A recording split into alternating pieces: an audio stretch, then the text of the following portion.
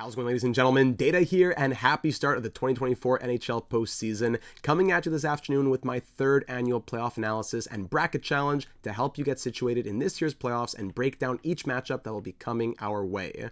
Feel free to use the timestamps down below to go between each series and get some tips for why you might want to consider some options you may not have thought of for your own bracket, as well as staying tuned for the end to find out how you can join the channel bracket challenge with some prizes attached to it. So I hope you'll enjoy it. Be sure to leave a like and, of course, subscribe if you haven't already for ongoing breaking news and analysis in the real world of hockey, the draft, the offseason coming up, NHL 24, career simulations, franchise mode, and much, much more. Speaking of simulations, by the way, in our NHL 24 sim, which we had just done earlier today, the game has Vancouver beating Boston in a 2011 rematch in the Stanley Cup final in 7 games. So we'll see what happens there. Could my bracket even look similar? We'll find out. Could the real world look similar? I think Vancouver has a chance to go far, but let's start it off in round number 1 over in the Western Conference. I'll try to keep it about 3, 4, 5 minutes per round to keep everything as succinct as possible. So starting it off in round number 1, Dallas versus Vegas. The 1 seed in the West in terms of the Central Division, taking on the 2nd wild card in the West and the 14th seed in Vegas. Now, Dallas won 52-21-9 on the season. Vegas won 45-29-8. Season points, goals for, goals against, power play percentage, penalty kill percentage, everything in Dallas's favor. But I don't think it's so clear that Dallas are necessarily the major favorites in this series. Yes, Dallas scored a little bit more than a third more of a goal per game at 0.38 goals per game plus, and for goals against, it's pretty tight. It's only a difference of 0.13 goals against in Dallas's favor. But I think what really interests me is that Dallas, as the number 2 seed in the NHL, is one of only 3 teams entering this postseason as a team without a point per game plus player, considering, let's say, 50 to 60 minimum games played. Jason Robertson very close at 80 and 82, but I find it very interesting that of all 16 teams, Dallas, the number 2 seed in the league, are one of only 3 to not have a point per game plus player. Yes, that speaks to more dispersed and shared offense. They have a lot of 50 plus point scorers. That's great. I'm not saying that's why they're going to lose. I'm just saying I find that very interesting. Now, speaking of the team itself, Dallas is coming into the postseason 8-2-0 in their last 10. They're one of only 2 teams to enter the postseason, having won 8 of their last 10, also on a 2-game winning streak. Vegas coming into the postseason, they're 6-4-0 in their last 10. They lost their season finale, but they were resting some players in there. But Vegas, what's really going to determine the outcome, I would say, will be the minor details. Is Mark Stone going to be back and healthy? That's a minor, well, I wouldn't say he's a minor detail, but just one extra player change, that's a minor detail that could change a lot of things. The goaltending does go in Dallas's favor. I think that's another big one. If we look just at Dallas, yes, Jake Ottinger went 35-14-4, 905 save percentage, 2.72 goals against average. But since March 19th, a month ago, he is 10-1 with a 941 save percentage and 1.54 goals against average. So Jake Ottinger right now is locked in. He is totally dialed in. I would think, I didn't look super in depth the last 10, 20, 30 games of each goalie, but I believe that Jake Ottinger is the hottest goalie entering the postseason. As great as Connor Hellebuyck has even been as well, I believe Jake Ottinger is the hottest goalie. And on top of the fact that I said the Stars are 8-2 in their last 10, the Dallas Stars, despite the lackluster star power, yes, Jason Robertson's a star, yes, there's lots of stars in Dallas, no pun intended, but just to say, despite the lack of a big name to carry, Dallas has dispersed offense. They have a shared approach to it. That's fine, scoring by committee. They have probably the hottest goaltender in hockey right now in Jake Ottinger, and they have a hot record. Now, Vegas, they had Jack Eichel miss a lot of time due to injury, 68 and 63. Jonathan Marchessault's a career year, 42 goals from him. William Karlsson, 30 goals from him. If Mark Stone is back, if Chandler Stevenson's at full health, I know he took the last game of the season for resting up, so did Alex Pietrangelo. Vegas, as defending Stanley Cup champions, they're not just going to lie down and take this. No, they will not. In their goaltending, it's been, it was at the start of the year, it was a bit shaky in terms of can we trust Adin Hill to be that guy? But Adin Hill in the end, 19-12-2. Logan Thompson, 25-14-5. 2 guys who had never been necessarily the starter on their own, continuing to share the load, and they've been almost identical in terms, a bit of a different sample size, but 908, 909, 2.7, 2.71 goals against, that is okay. These numbers with Dallas's so so scoring could be beneficial for Vegas. However, when I look at Vegas, I consider their scoring as well. Yes, there's Marchessault. Yes, there's Eichel. Yes, there's Carlson. Stone is the question mark. And when I look at the depth scoring, it's not there like Dallas's depth scoring. It is not there like Dallas's depth scoring. So 1, 2, 3, 4, 5 players above 50 points, with one of them being injured, while Dallas has 1, 2, 3, 4, 5, 6, 7, 8, 9. So that's something to be considered as well. On top of the hot goalie and all that, I gotta say, I'm going Dallas in this round. I think Vegas will put up a good fight, but I think people are overrating a little bit of, the Vegas effect. Mark Stone's coming back. Vegas is going to be good. They're going to put up a much better fight than the average second wild card. Like when you consider the second wild card in the East in Washington, they'll put up a much better fight against Dallas. However, I still see Dallas taking it. I think it's more likely to be 6, but I might go 7 games to be safe. But I do think Dallas takes it in 6 or 7. We'll determine the games in a moment. I think it's clear enough in my mind with the hot goaltending, with the record the team's been giving, with the consistent all-around efforts. I'm not so sure about Vegas being able to break through what Dallas has been able to do so well. There's a reason they finished second despite not having a point per game plus player. All right, so there are my thoughts on the first matchup of the Western Conference. Now move to the next one between Winnipeg and Colorado. Of all 8 matchups in round number 1, I believe this is the most coin toss type of matchup. Winnipeg versus Colorado will be a real battle. That will be an incredible series. When we look at the league standings, we see Winnipeg finished 4th in the league, Colorado in 8th. But again, just like Dallas, Winnipeg is one of just 3 teams entering the postseason without a point per game plus player. So interesting that the 2 seed and the 4 seed, as well as the Washington Capitals down in the 17 seed, are the ones without the point per game plus score, I should say. So in this first matchup, we see lots of even numbers as well, 110 points to 107 points. But when you look at the goals for and goals against, I find this very interesting. The Avalanche at 0.52 goals for per game more than Winnipeg, more than half a goal more per game.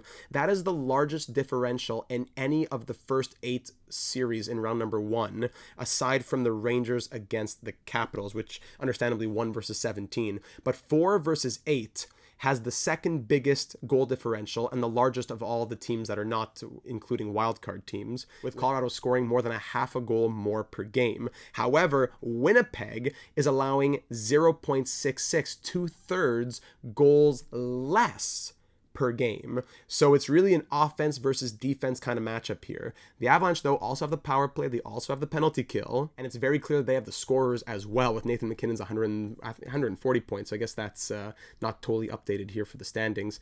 So if we look at the stats a little closer here. So here in Winnipeg, yes, again, it's close. 72 and 74 from Scheifele, 61 and 65 from Kyle Connor. There's great offensive pieces for the Jets. But after the top 4, it really falls off a cliff for the Winnipeg Jets. 72, 69, 61, 61, and then it falls all the way down to 38 from Cole Perfetti. Yes, Gabe Velarde, 36 and 47. Yes, got Tyler Toffoli. What did he do? 11 and 18 since he was picked up. Yes, absolutely. I'm not saying we forget about those guys, but I'm just, just to say, for players who were here all season long, no one even into the 40s aside from the top 4 players here. At the same time, Winnipeg enters the postseason as the hottest team in the league, having gone 8-0 in their last 10, just like Dallas, but they are riding an 8-game win streak into the postseason. Now, that is also largely in part to Connor Hellebuyck, who is the top goalie in the league, I think, by far. When we look at goals saved above expected this season, 33.1 goals saved above expected, which is 11.1 more than Thatcher Demko's 22. So a huge jump. You see 22, 2 goals separate, 2 goals separate, 2 goals, 1 goal, fractions of goals. From 1 to 2, 11.1 goals. So Connor Hellebuyck, I would say far and away the best goalie in the NHL this season. Won the Jennings. He'll win the Vezina. I think that's pretty clear in my mind. 37, 19, and 4 on the year. 921 save percentage, 2.39 goals against average. Laurent Brassois was not bad in relief. It's not as if, okay, it's all about Hellebuyck. If he gets injured, the Jets are done. Brassois was good as well. But I would say you're really putting a lot of eggs. Not all your eggs, but but you're putting a lot of eggs in Connor Hellebuyck's basket. Now, when you consider the Avalanche's side of things, going back to the standings, the Colorado Avalanche, they had the best home record of all the postseason teams, 31-9-1, but they are going to be on the road. That's a 19-16-6 record. Not as good, still good, but closer to 500, much different than 31-9-1. Is it that much of a difference that they'll be playing on the road, for the majority of the games? They'll have 3, 4, and 6 if it gets that far, but with such a good home record, will they potentially struggle to the Jets, who have a pretty balanced home and away record? So all things to keep in mind. When we go back to the stats here, we check the Colorado Avalanche, especially comparing them to Winnipeg, there's really there's no debate on it, really. 200 plus point scores. Again, a big drop from 90 to 56, but that's still 1, 2, 3, 4, 5, 6 50 plus point scorers on your team. And similar to Winnipeg, their depth scoring are, they have some injuries in there. Lehkonen 34 and 45, that's a 60 plus point pace. Casey Middlestat, where is he? Casey, 10 points in 18 games since he arrived here. The one thing you want to consider is Sam Girard currently out. I believe he was in concussion protocol. He missed the last 2 games of the season. Will he be out longer term? That's a big question as well for Colorado's blue line. Regardless, Colorado still wins offensively. The edge definitely comes defensively, and more namely between the pipes. Connor Hellebuyck, best goalie in the NHL. Georgiev, yes, 38, 18, and 5, but a sub 900 save percentage and 3.02 goals against average. Is that as much of a deal when you're dealing with a team that doesn't have as much high-end scoring? Well, that depends. If you have players in Winnipeg, you're going to see here when you look at their expected goals versus expected goals. So Kyle Connor scoring way above expected, Toffoli above expected, Monahan a little bit above expected, Scheifele a little bit above expected, Ehlers above expected, blah, blah, blah. When you have so many players scoring above expected, put them in line with a goaltender who has a sub 900 save percentage and 3 plus goals against average, and that's not a great recipe for the Avalanche. Meanwhile, the Colorado Avalanche with their goals, same thing. McKinnon scoring way above expected. It's not to say this is not saying the luck factor. Oh, he should have scored 37, but he got 51. Okay, those extra 14 were just luck. No, it's to say that they're extremely skilled and they're making the puck go in the back of the net. But if you run into a really tough goalie, it might be harder to make that happen, and that could be a problem for McKinnon, for Rantanen, Nichushkin, Makar. So as I said at the beginning, I think this is the easiest coin toss of all the series. This is the toughest one to determine. It really could go either way. It's a lock for 7 games in my mind. And it comes down to high-end scoring versus high-end goaltending. In the last game of the season, Winnipeg shut out Colorado 7-0. But in the end, I got to choose a team, and you know what? I don't think Georgiev's a bum. His numbers aren't great, but he's not a bum. Colorado won the cup with Darcy Kemper, so I don't think Georgiev's going to be their nail in the coffin. They have such better offense. As great as Connor Hellebuyck is, I'm not totally convinced by Winnipeg's offense either, if Colorado can just turn on the Jets. So, again, no pun intended. So I'm going to go with the Avalanche here. I have, by 50.1 to 49.9. So many good arguments for the Jets, but I'm leaning Avalanche in this one. I'm taking a lot of time on those first two series. I'm going to try to speed it up a little bit, but I had a lot to say on those first 2. I'm leaning Colorado by just the smallest of margins. Next series now, the Vancouver Canucks versus the Nashville Predators, first in the Pacific versus first Western wildcard. We look at the difference. Once again, everything pretty much in Vancouver's favor. They score 0.16 goals for more per game. They allow 0.32 goals less per game. And on top of it, doesn't help that Nashville is the coldest team in the NHL coming into the postseason. They are 4-5-1 in their last 10, the worst record of any of the postseason teams entering the playoffs. They had a crazy resurgence in the last few months. They made the postseason, but I don't know, the question could be asked, did they just run out of gas to get here, and now there's not as much left in the tank? Crazy seasons, Philip Forsberg, Gustav Nyquist. The Nashville Predators did a lot of things well, and they could make some noise here, but I think Vancouver is just such a strong and well-rounded team this season. I know that feels weird to say with all the chokes that they've had in the last decade plus. JT Miller, 103 points, Quinn Hughes, 92, Pettersson, Besser with his 40 goals. And then, of course, again, it drops off. I don't want to make a huge thing because any team's going to have that. The top guys are top guys and the secondary guys are secondary guys. It does drop off a lot. But what Vancouver has, again, is the scoring and the goaltending. Winnipeg had the goaltending, not quite as much of the scoring. Yes, they have scoring, but it was a different case against Colorado. If Vancouver was playing Colorado, I'd have different things to say. But Vancouver versus Nashville, I think it's going to be an easy win for the Canucks, unfortunately. Thatcher Demko was, according to goals saved above expected, second best in the NHL this season. Definitely going to be up there for the Vezina votes. He had an incredible season. Vancouver does so much well. The numbers are all in their favor. The Predators are cold coming into the postseason. I think they've run out of gas a little bit. And I really don't have that much more to say about this series. Vancouver, the 6th seed, coming into the postseason, 5-4-1 in their last 10. Nashville, like I said, 4-5-1. The goal differential, 56-21. That's 35 goals of difference. And I think Thatcher Demko being there won't make it any easier for Nashville. So I'm going Vancouver in this one. And I'm not usually one to say the sweep. I usually want to think, okay, maybe there's a game in there, a little overtime squeaker. But I'm going to say 4 games for Vancouver. I'd be surprised if it goes further than 5. So 4 for Vancouver. Moving on to the Oilers and the Kings. Now, a rematch from last year when the Oilers won in 6 games. The Oilers are the 9 seed and the Kings are the 12 seed. So very close matchup in terms of the league standings, just like Colorado and Winnipeg. Edmonton scores almost a half goal more per game at 0.46, but the Kings allow 0.32 goals against less. So interesting offense versus defense matchup here. Similar numbers there. Connor McDavid, Leon Draisaitl, Evan Bouchard even. A lot of players who had incredible offensive years. Stuart Skinner, so-so. The Kings, the scoring isn't quite there, and the goaltending has been back and forth as well. Cam Talbot hasn't been convincing. David Rittich hasn't been that convincing either. Did I misspeak earlier about the scoring? Did the Kings, I thought they had, could it be Adrian Kempe? No, I misspoke. My apologies. So it's 4 teams. When I said Dallas and Winnipeg are one of 3, I'll make sure I put that in the editing. When I say one of 3, it's actually one of 4. So it's Dallas in the 2 seed, Winnipeg in the 4, LA in the 12, and Washington in the 17. Just 4 teams without a point per game plus score. My apologies. But Kempe close at 75 and 77. Fiala 73, Kopitar 70, Moore, Byfield, Doughty. Dispersed offense. I like the sharing of the offense here. Pierre-Luc Dubois, not the greatest season for him. I think that the Kings wanted to see a lot more, and that would have gone a long way as well. But really, this matchup is just like no hard feelings, kind of like Vancouver and Nashville. Not that it'll be as much of a slam dunk for Edmonton, but it's just no hard feelings. I think Edmonton is the better team in a lot of different ways.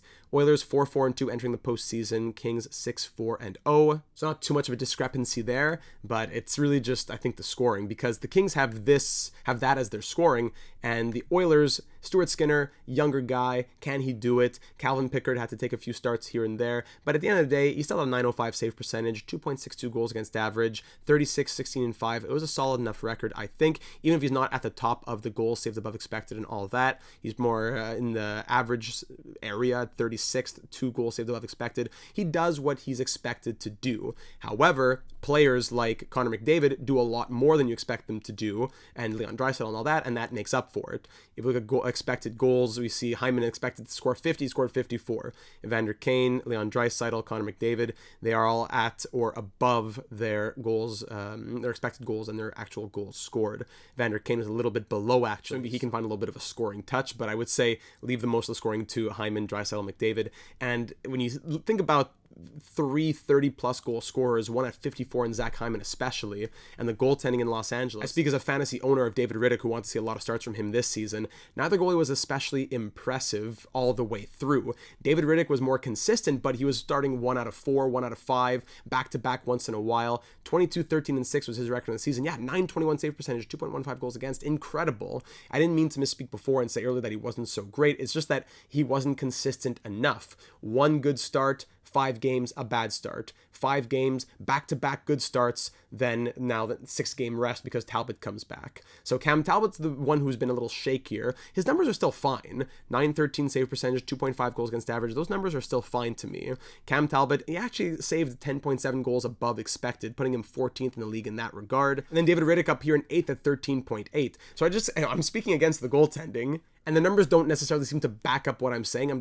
That's more of my feeling towards it, I think. I wasn't convinced by the consistency of Talbot and Rittich. When you put the entire 82 games together, you get good numbers. But when you look at the consistency of either one, that's where I have questions for a 7-game series. See, here's exactly what I'm talking about for Cam Talbot. 917, 913, 842, 875. 913, 929, 889. 957, 893, 692. Save percentage. So I wish there was a metric that showed consistency a little bit more than even David Rittich. 862 shutout, 886, 938, 966. So that's the issue I have with the LA Kings. So all that to say, when you think about the scoring that's in Edmonton and the inconsistency between the pipes, when they're at their best, they're incredible, but inconsistent, I think Edmonton's going to take this series. Yes, Stuart Skinner has his own concerns, but I think the scoring in Edmonton will balance them out. So I'm going to say Dallas in 7, Colorado in 7, Vancouver in 4, and I think it'll be a 6-game series between the Oilers and the Kings. Like we saw, the consistency won't be there, but you will get a couple of gems maybe from Talbot or Riddick. So I'm going to say a 6-game, but I'd be maybe 5, but I'm going to go 6 between the Western Series. All right, over to the Eastern Conference now, the Battle of Florida. It's going to be the Panthers versus the Lightning in a very exciting one. The Panthers, they're the home team, but they have the best road record of any team coming into the postseason at 26-11-4. They ended the season 52-24-6, and as well, they have by far the best difference in goals against, allowing 0.85 goals against less per game than the Lightning. Two of the best goalies in the league according to the numbers. A very quiet Vezina vote season from Anthony Stolarz. He's got some votes. Somehow he's going to get some votes, and Bobrovsky as well. The Lightning score 0.28 goals for more per game, but I think the Lightning are going to have a very hard time breaking through Florida. That being said, Lightning, they're going to have Sergachev coming back soon. He's been skating. Yes, Tyler Mott has been day-to-day, but they have Nikita Kucherov and his 100-assist season. Yes, the Panthers have Sam Reinhart and his 50-whatever goals. It's going to be a good matchup, but I do think Florida takes it, and I'll explain why. So Florida, 5th seed at 52-24-6. The Lightning, the 13th seed at 45-29-8. 5-4-1 are the Lightning, and 6-3-1 are the Panthers in their last 10 games entering the postseason. The Florida Panthers last year had the crazy run as they defeated the Boston Bruins and went to the Stanley Cup final. Sam Reinhart this year, 57 goals, 4 players at 70+ points. But again, that drop off, as I said, there should be a difference between primary and secondary scoring, but that's a 30+ point drop off between Carter Verhaeghe and Sam Bennett. Yes, there's some injuries involved and all that, but just throwing it out there. Tarasenko, since he came, he's been great, 14 points in 19 games, so I think that does help to balance it out, similar to how Tyler Toffoli helped to balance it out in Winnipeg. But just putting it out there, the top guys are the top guys, but the biggest plus for Florida is their goaltending. Anthony Stolarz in 3rd and Sergei Bobrovsky in 6th for goals saved above expected, respectively. Stolarz at 20.1, Bobrovsky at 15.6. So 2 of the top 6 goalies in the NHL are that's the Panthers tandem. I think that's a very scary thing. Meanwhile, the Lightning, when you think about their goal differential, all that, you can say, okay, at the start of the year, Vasilevsky was injured for a few months. We take that into consideration. But even then, if we scroll down, we find Vasilevsky in 62nd. Not that he saved only 3 or 4 above expected because he was injured, but he actually allowed 2.5 more than expected. This wasn't a great year for Vasilevsky, all things considered, when you consider that he is the Vezina caliber goaltender. If we look at Tampa Bay's numbers in all, Vasilevsky ended with a 900 save percentage and 2.9 goals against average. That's like EA Sports numbers. You say, how come he's a 94 overall? He has numbers like this. So once in a while, I guess it happens. Jonas Johansson, he didn't help either with his 890 save percentage in 26 starts. But yeah, the Lightning, especially with Sergachev out, who can you trust as much on defense? When you got Perbix out there, Chernak didn't have a great season either, I don't think.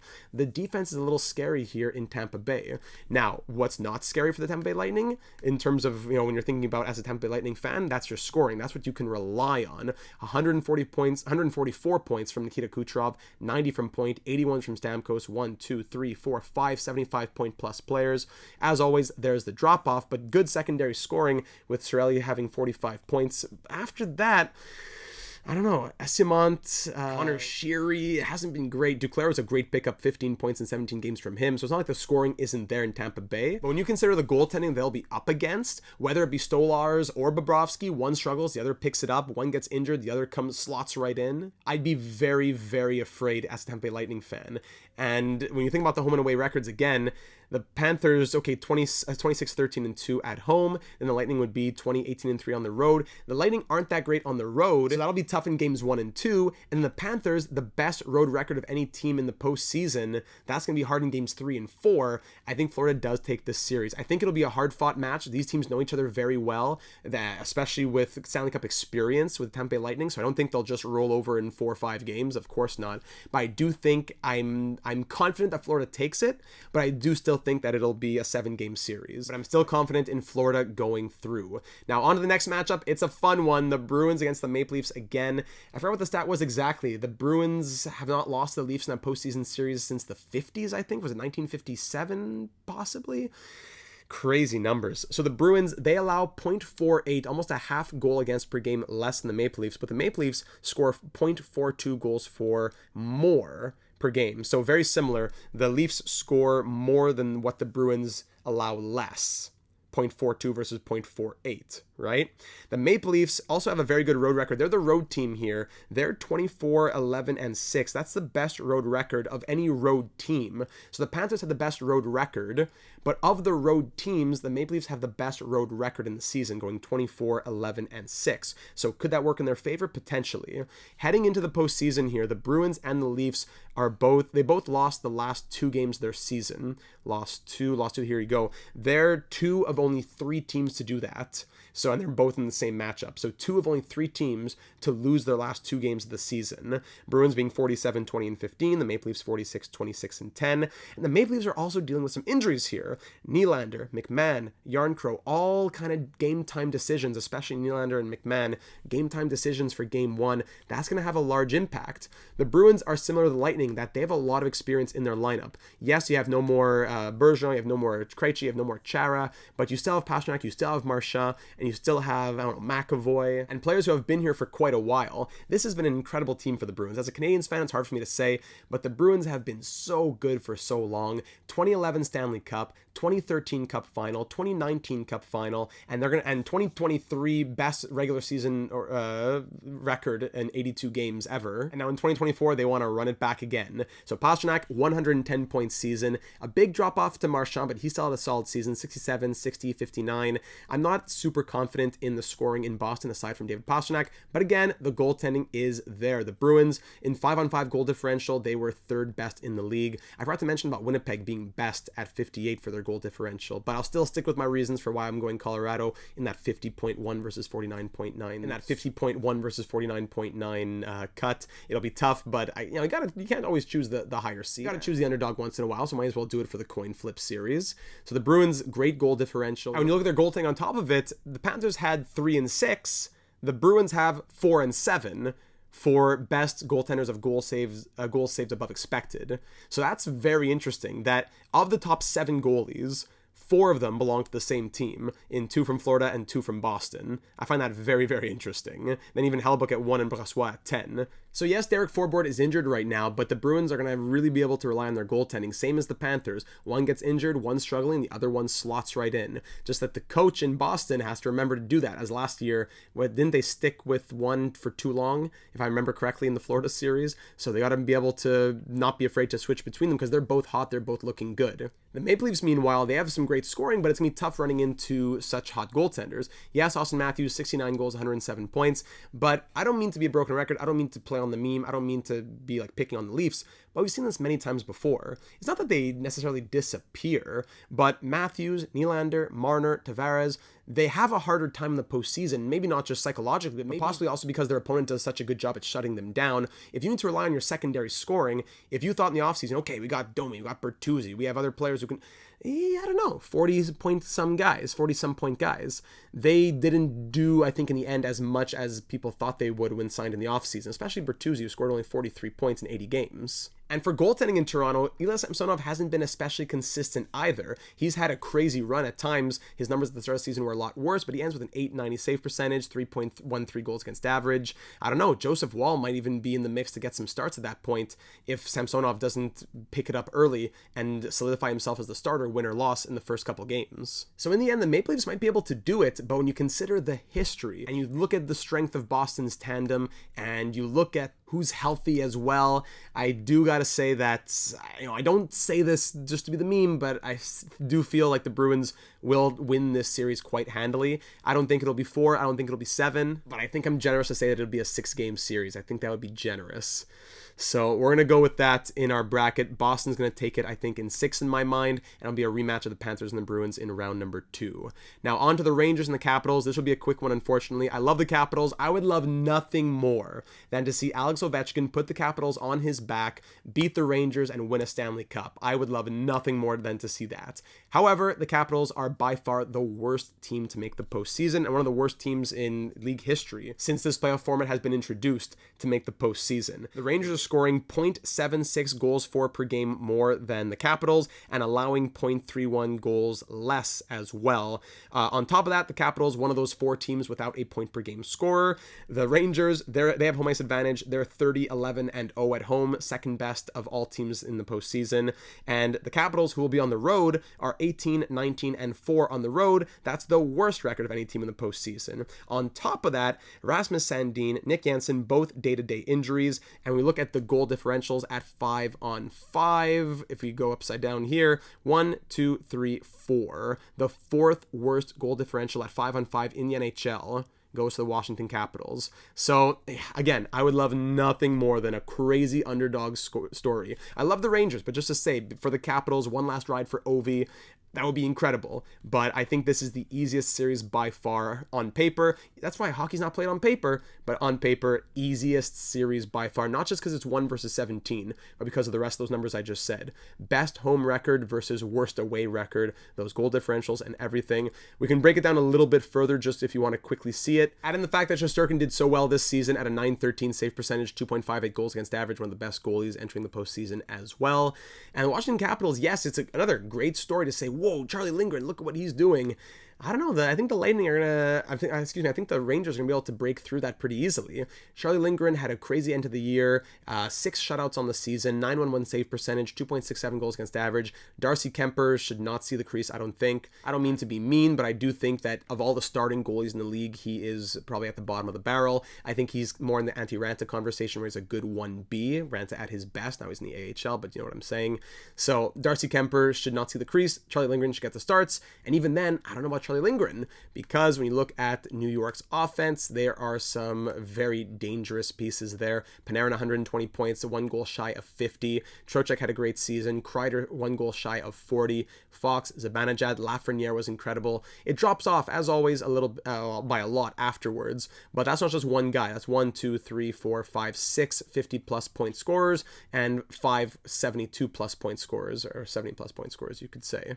While the Capitals, again, one of those four teams without a point per game scorer, who do they have leading the scoring this season? It was Dylan Strome. I don't know why the Blackhawks let him walk. Love Dylan Strome. Good year, but still 67, 65, 52 from John Carlson. Tom Wilson had a tough year. You got Connor McMichael as your second line center, 33 points, -20. I don't know, it doesn't convince me. TJ Oshie is always going to be in there. A good team with experience. Again, Pacioretty, Oshie, Ovechkin, Carlson, some guys who have won Stanley Cups, but it's not going to be enough to get through the Rangers, I don't think, unfortunately. So again, I see this being as a 4-game sweep. I don't even see the Capitals being able to get a lucky one in overtime. Maybe Ovi can weave some magic. I would love it, but Rangers in 4, I think, seems pretty clear. And finally, we come now to the Hurricanes against the Islanders. Another rematch from last year, just like the Oilers and the Kings. The Hurricanes won in 6 games last season. Very different circumstances this year, as the Hurricanes are the 3 seed versus the Islanders as the 15 seed. The Islanders are one of the hottest teams, I think the 3rd hottest team coming into the postseason. The Islanders are one of the hottest teams, if not actually the hottest. Are they the hottest team coming into the postseason at 8-1-1? Is that what? Yeah, 8-1-1. So when I spoke earlier about the Jets and the Stars 8-2-0, I should have said in the Western Conference, because the Islanders are 8-1-1 entering the postseason. But again, their goal differential -17. You can't hide everything under the wins and losses. The goal differential, they're not at the absolute bottom, but they are, 14th in goal differential at 8. But when you think about, that's 5-on-5. When you think about total goal differential, only 12 teams have a worse goal differential in total. If we're looking at differential sorting like this, so the Islanders down here, only 12 teams are worse than them. Speaking of that, only 12 teams have even 1 less games as they enter the postseason, having won 39. So only 12 teams have a worse goal differential, and only 12 teams have 1 less games. So you might say the Capitals aren't the worst team. It's actually the Islanders, but no, I still think the Capitals are the worst team to be in the playoffs. The Islanders, though, they're not far behind. Despite their 8-1-1 record, the question has to be asked again, did they use everything that they had just to make the playoffs? Is there any gas left in the tank to face the 3rd seed Hurricanes, who are 52-23-7, plus 63 in their goal differential? When you look at the goals for, goals against, and all that, the the Hurricanes score more than a half goal per game at 0.58, and they allow 0.39 goals less per game as well. You got Pajot, who's a game time decision. The Hurricanes are pretty healthy. They just signed like 3 of their young players. It was Nadeau, Morrow, and Blake. They have good depth, good youth who's going to be there infused into the lineup. The Islanders are a classic team to make the postseason and make a little bit of noise and disrupt a little bit. Maybe the series could go to 6 like last year, but I would be shocked if the Hurricanes do not win it in 5. So I won't put the totals just yet. Just want to quickly look at the numbers to show you a bit more of the rationale behind that. So the Islanders, yes, they have Ilya Sorokin, but I think it's going to be Semyon Varlamov who plays more. In the end, Varlamov, 918 save percentage, 14-8, but I think Sorokin may have lost the crease for game 1. Well, actually, he has lost the crease for game 1, but he might have lost the crease for the series, which definitely won't make him a happy camper. So Varlamov could give them a little bit of a chance in that regard, but the scoring's not really there either. The Islanders just squeaked in as one of the teams to have a point per game plus player, with Matty Barzal scoring 80 and 80. Dobson, great season. Even Brock Nelson, Bo Horvat, their scoring is not bad. It's there, but the Hurricanes' goaltending, very solid as well. Freddie Anderson, since coming back from injury, has been ridiculous. 932 save percentage, 1.84 goals against average, 13-2 on the year itself. And worst case, they have other options here in the system as well. But Freddie Anderson will be the guy. I think he will have an easy enough time against the Islanders. I think despite Varlamov being hot, the Hurricane scorers won't have that hard of a time getting through him either. As, let's see, Aho with 89, Jarvis 67. I don't know. It's the scoring here in Carolina doesn't necessarily convince me, though. Aho is the big guy at 89, but after that, 67 is your top guy. That's why I don't know if I see the Hurricanes going super far. I don't know if that depth scoring is there long term, but it really depends on, can Svechnikov stay healthy? He scored 52 and 59, and Gensel's looked good too, 25 points in 17 games. Yeah, we can't forget about Jake Gensel. But I'm just saying, when I say all depth, I'm not just saying everyone aside from guy number 1. I'm saying guys outside of line 1, outside of line 2, guys in your bottom 6. When I say depth, I don't mean Gensel on line 2 if he's playing there. I'm saying your 3rd, your 4th line to provide that spark goal when needed. I don't have that much trust in Jesperi Kotkaniemi, for example. So getting back to the games here, I see Florida taking it in 7, Boston in a generous 6, probably more like 5, then the Rangers in 4, and I think the Hurricanes also in 5, maybe a little bit generous there too. Maybe the Islanders make a little bit of noise, they push it to 6, but I'd be shocked if it goes to 7. And there are my round 1 matchups. Ladies and gentlemen, I have the Stars facing the Avs, the Canucks facing the Oilers in an all-Canadian matchup, Panthers facing the Bruins, Rangers facing the Hurricanes. I won't break down these next matchups too much yet, because they're all just in theory. As each round goes by, I'll put out another video breaking down the round that was and the round to come. If we look at Dallas versus Colorado, I think the things that I was afraid of about Dallas will become a bit more prominent here against the Avalanche. I'm going to say the Avalanche take it. Why not? I could see the Stars doing it, but I'm going to say the Avalanche take it in round 2.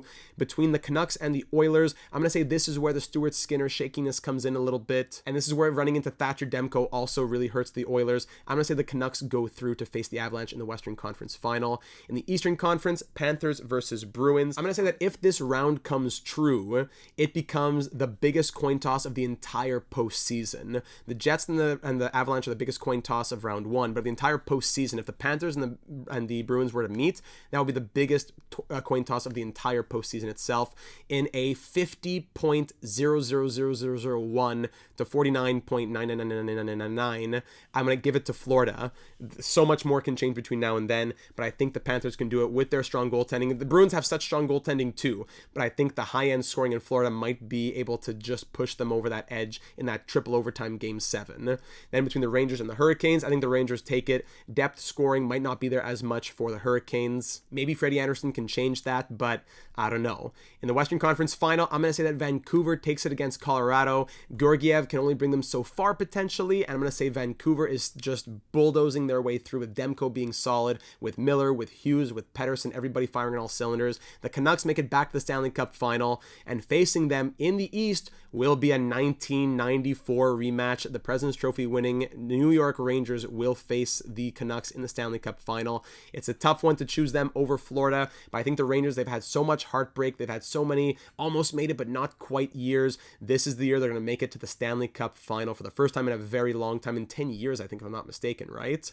And in the Stanley Cup Final, between the Canucks and the Rangers, this would be the analysis of the two teams, both of them firing on all cylinders, both teams 50 plus wins, so many reasons to go with either side. I got to choose one, and my gut is telling me to lean with the Vancouver Canucks. I know that might be crazy for a lot of you. The Canucks have had so much heartbreak, so many chokes over the last 50 plus years, but I'm going to say that the Canucks might be able to do it this season. They've been strong all year, a crazy start, came back down to earth a little bit, but returned to their dominance, ended with 50 wins, and I think that they could go all the way this year. It won't be easy to beat these teams, especially the Rangers, but I'm going to say that the Canucks win the 2024 Stanley Cup. Much will change between now and then. Maybe my entire bracket's going to be wrong by round 2 and we'll reevaluate. And that's exactly what we'll do. When the round is over, I'll put out the round 1 analysis with my round 2 predictions, but this is my bracket to start things off. Last year, my bracket was so-so. I think I got most of the West. I think I got 3 out of 4 in the West and like 2 out of 4 in the East. But the year before that, in 2022, I was almost perfect. So hopefully this year I'm back to close to perfection. Vancouver Canucks, Stanley Cup champions, just like the EA simulation and just like my NHL 24 simulations say. So maybe it's just written in the stars. Maybe it's written in the stars. The Canucks beating the Rangers. So last selection you got to make is it why don't you submit bracket? Yes. The tiebreaker for the total number of goals scored. Let's say, crazy 6-4 game in game 1. Then you have a little 2-1, that's 3 goals. A little 4-2 with an empty netter. A little 3-2, a 5-4. Then in a game 7, a 3-2 game, which ends 5-2 because of 2 empty net goals. You got 7 goals, ends with 40. All right, we're going to put in 40 goals for the Stanley Cup final. All right, submit my bracket. And now here's the important part for you to join in on our bracket challenge here, the Data 782 bracket challenge. Missed required parameters. Why?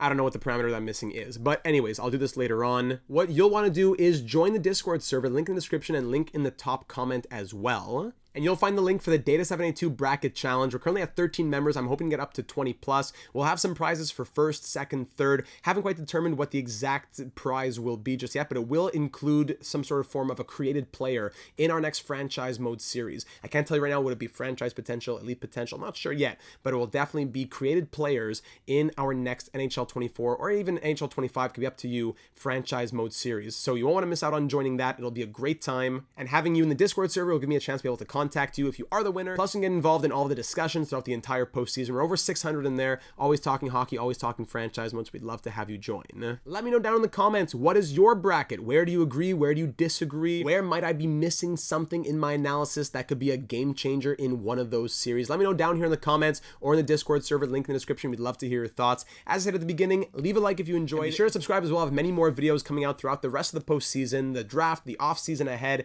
on top of our NHL 24 franchise mode, career simulations, and much more. So if you enjoyed this, you'll love the rest of what goes on here on the channel. So thank you once again for watching. Looking forward to an exciting NHL postseason ahead, and we'll see how my bracket and the bracket challenge league is looking after round number 1, headed into round number 2. So I will see you there.